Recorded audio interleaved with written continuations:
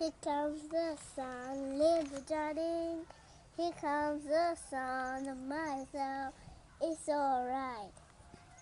It's alright. Hi, morning. The weather's good. I'm Harriet.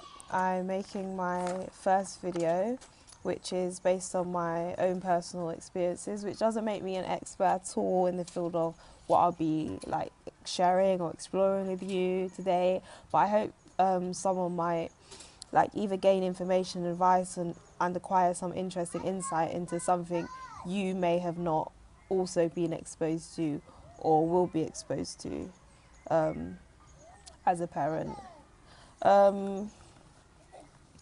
So regrettably, my dad passed recently, which was a shock to all of us because, of course, he was a dad, he was a grandfather to my child, his only grandchild, and he was a parent.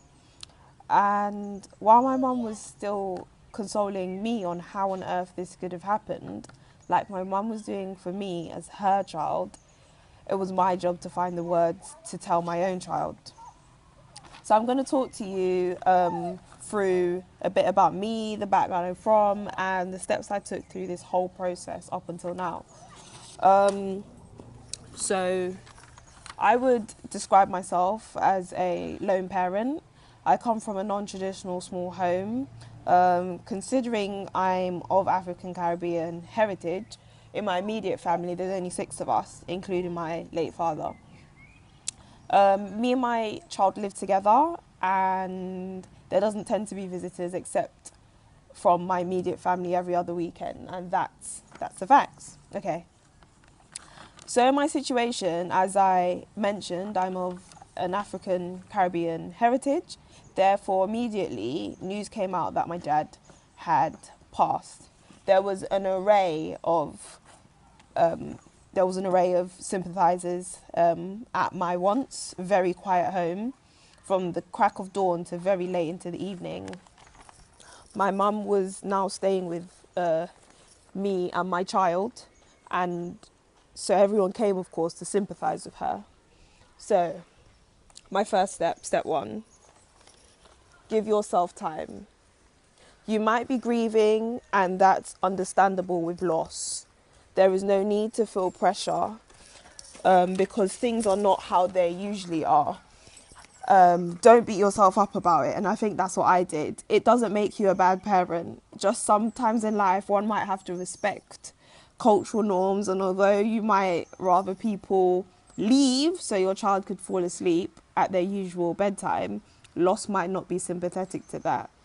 And if you feel you are still grieving, grieve for some time. My some time led to 2 weeks. It took me 2 weeks to break the news to my child, who at this point had already read the sympathy cards displayed around the house, had overheard adult conversations, and suspected something from the number of guests and bouquet of flowers coming through the door. However, no matter the child's age and competency to the matter, it's important, I feel, that they hear it explained from you, their parent, and not solely through the grapevine. I told my child after school. We went to a really great diner. We spoke about Granddad's passing in the context of heaven, as we are churchgoers. My child pleasantly took in the discussion we were having, had a few questions, but as I suspected, was greatly aware that Granddad had passed. There was a fly. My step 2, getting children involved in the send-off. We were thankfully gifted with a book from a local children's charity, and I'll show it to you now. A book written by Diana Crosley, and the book is Muddles, Puddles and Sunshine.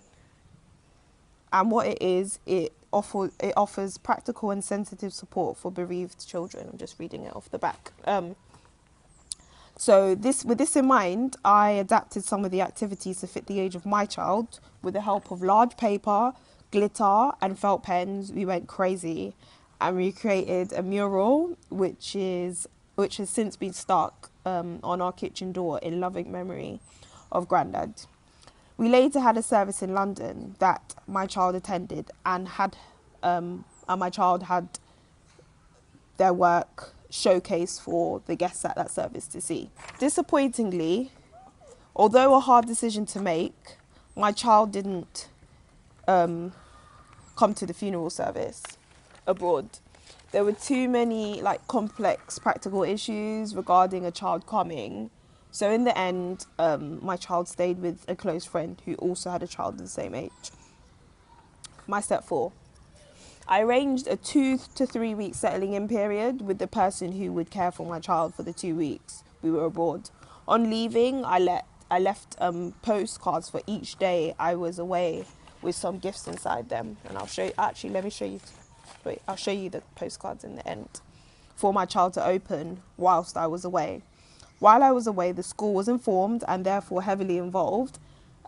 Similarly, I was able to FaceTime every day, and the person my child stayed with sent pictures and videos.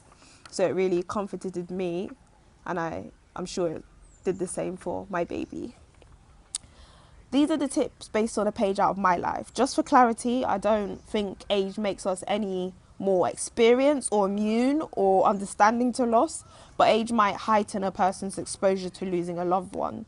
My loss was not anything I ever considered would arise at this stage of my parenting. My recommendation is for immediate practical support for families with bereaved children under 10 years old, not solely bereavement counselling services and crisis numbers.